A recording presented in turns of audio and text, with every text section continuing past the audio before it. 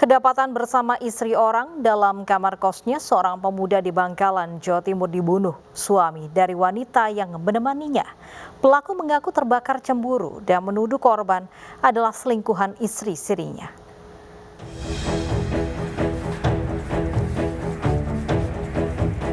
Pria ini ditangkap lantaran membunuh seorang pemuda di salah satu kamar kos di Tonjung, Kecamatan Burneh, Bangkalan, Jawa Timur.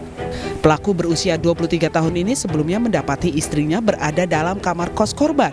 Pelaku yang mendapat laporan langsung mendatangi lokasi dan menganiaya korban dengan senjata tajam hingga tewas, lalu kabur dengan mengajak istrinya. Dari tangan pelaku, polisi menyita barang bukti satu senjata tajam yang digunakan pelaku menganiaya korban. Kepada polisi, pelaku mengaku cemburu dan menuduh korban berselingkuh dengan istri sirinya. Melihat di Facebooknya itu, dia sering berkomunikasi sama dia. Maksudnya, WS, si perempuan itu, apa hubunganmu sama yang perempuan itu? Oh, dia kan istri saya, Pak. Pelaku IG dengan WS itu statusnya suami istri siri, jadi tidak dilengkapi dengan buku nikah. Motif pembunuhannya? Motif pembunuhannya karena cemburu. Untuk mempertanggungjawabkan perbuatannya, pelaku kini mendekam di sel tahanan Polres Bangkalan. Dirinya dijerat dengan pasal pembunuhan dengan ancaman hukuman 15 tahun penjara. Sebelumnya, warga Jalan RA Kartini Kraton, Bangkalan gempar mendapati FC tewas bersimpah darah di depan kamar kosnya. Warga mengetahui terjadi keributan dan perkelahian di kamar korban karena ada wanita yang digerebek suaminya. Bercak darah korban yang dianiaya dengan senjata tajam terdapat di kamar hingga di teras kos. Masih dari Bangkalan, pemirsa, September lalu seorang pria selingkuhan merencanakan pembunuhan terhadap suami sah wanita selingkuhannya. Pelaku menembak korban dengan senjata api untuk menutupi cinta terlarang.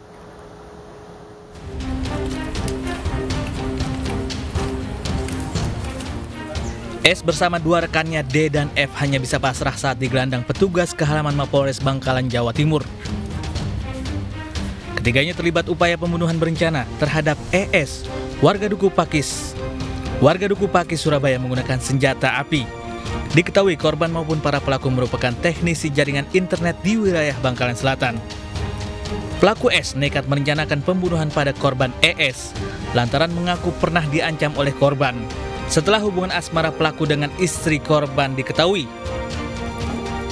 pelaku S lalu mengajak rekannya D dan F untuk turut serta merencanakan pembunuhan, termasuk menentukan lokasi yang tepat untuk menghabisi nyawa korban.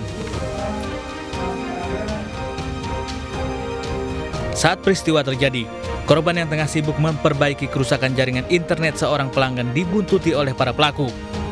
Dirasa situasi aman, pelaku menembak korban menggunakan senjata api jenis revolver. Korban tersungkur dengan 2 peluru mengenai lengan kiri dan menyerempet tipis di kepalanya. Menyangka korban telah tewas, pelaku meninggalkan lokasi kejadian. Beruntung korban selamat dan hanya mengalami luka di beberapa bagian tubuhnya. Korban kemudian melaporkan kejadian yang menimpanya ke polsek setempat. Korban langsung dievakuasi ke rumah sakit di Surabaya guna penanganan medis.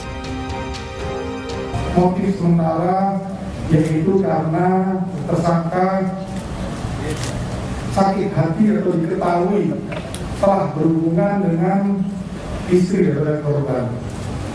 Jadi ada hubungan asmara sehingga si tersangka melakukan tindakan yaitu penembakan ini. Pihak kepolisian masih mendalami kasus guna mencari tahu adanya keterlibatan pihak lain, termasuk menyelidiki kepemilikan senjata api yang digunakan saat beraksi.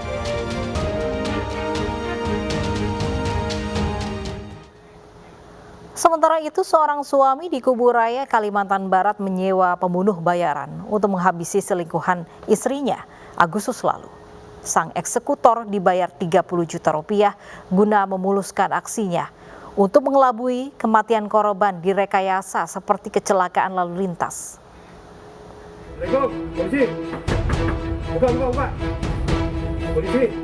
Anggota Satreskrim Polres Kuburaya menangkap Marudin, otak pembunuhan terhadap pria selingkuhan istrinya. Penangkapan Marudin dilakukan di rumahnya tanpa perlawanan. Namun karena Marudin terus mengelak, polisi membawa terduga kasus pembunuhan ini ke Mapolres Kuburaya untuk diinterogasi lebih lanjut. Marudin berurusan dengan hukum setelah polisi menangkap 4 orang eksekutor yang disewa Marudin untuk membunuh selingkuhan istrinya. Dari 4 eksekutor, 1 diantaranya residivis kasus pembunuhan yang sudah 3 kali keluar masuk penjara. Pembunuhan menggunakan jasa pembunuh bayaran ini berawal ketika Marudin curhat tentang perselingkuhan sang istri kepada adik kandungnya. Mendengar keluhan Marudin, sang adik menyarankan membunuh selingkuhan. Pelaku lalu menyewa 4 orang eksekutor dengan bayaran 30 juta rupiah. Mereka merencanakan membunuh korban dalam beberapa kali pertemuan. Setelah bertemu korban di jalan, ke-4 eksekutor menggiring korban ke tempat sepi. Mereka lalu membunuh korban dengan senjata tajam. Untuk mengelabui petugas, para pelaku merekayasa kematian korban seperti kecelakaan lalu lintas. Polisi pun menjerat para pelaku dengan pasal pembunuhan berencana dengan ancaman kurungan seumur hidup. Nah, berjalannya waktu, dia menyampaikan ini kepada adiknya, inisial H yang sekarang masih DPO. Namun sudah kita ketahui keberadaannya. Nah, ini yang luar biasa, menyewa pembunuhan bayaran. Dan dari proses sampai tanggal 29 pembunuhan ini, itu adalah beberapa proses. Mulai mereka rapatkan, mereka tentukan lokasi, mereka sebarkan foto, sampai pada hari H. Sebelumnya, seorang pemuda bernama Holil ditemukan tewas di pinggir jalan di Desa Mega Timur, Kecamatan Ambawang, Kuburaya, Kalimantan Barat. Korban tewas dengan sejumlah luka di tubuh akibat dianiaya dengan senjata tajam. Dalam waktu 2 pekan, polisi membongkar kasus pembunuhan berencana yang dipicu perselingkuhan istri pelaku. Cinta segitiga berujung pembunuhan juga pernah terjadi di Bantul, Yogyakarta, April lalu. Seorang pria membunuh dan merampas harta suami selingkuhannya untuk melancarkan aksinya. Pelaku bekerja sama dengan istri korban.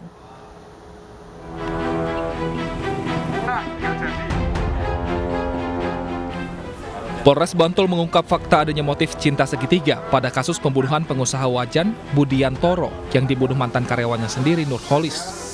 Dari hasil pengembangan, polisi juga menetapkan istri korban Kusrini Iswanti sebagai tersangka karena terlibat merencanakan dan turut membantu tersangka Nurholis menghabisi nyawa suaminya.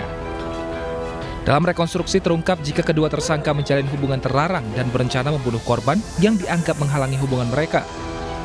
Saat kejadian, Nurholis yang bersembunyi dalam rumah korban kemudian menganiaya korban menggunakan kawat. Sementara Kusrini turut membantu membekap mulut korban hingga akhirnya tewas.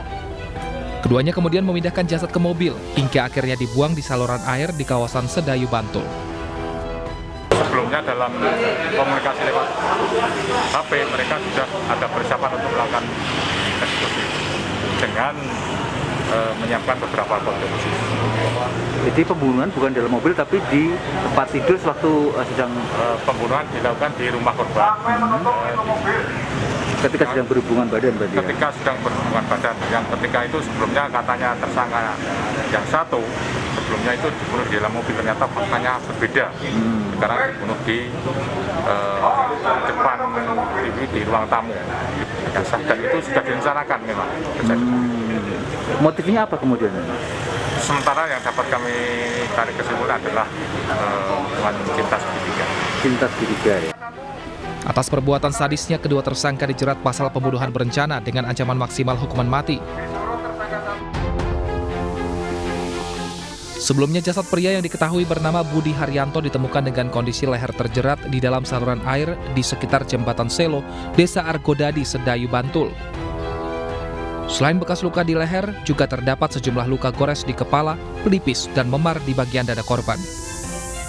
Jasad korban kemudian dievakuasi ke Rumah Sakit Bayangkara, Yogyakarta. Pembunuhan ini terungkap saat polisi menghentikan tersangka Nurholis yang mengendarai mobil tanpa nomor polisi di wilayah Kulon Progo. Saat diperiksa, tersangka mengaku sengaja mengganti nomor polisi untuk menghilangkan jejak aksinya dan meninggalkan mobil korban jauh dari Bantul. Dan yang tidak kalah kejinya juga terjadi di Jayapura, Papua. Terlibat cinta terlarang dengan pemuda Afghanistan, seorang istri merencanakan pembunuhan suaminya. Bersama selingkuhannya, pelaku membuat skenario seolah-olah korban dibunuh setelah dirampok. Usai pembunuhan, pacar pelaku menggasak harta korban.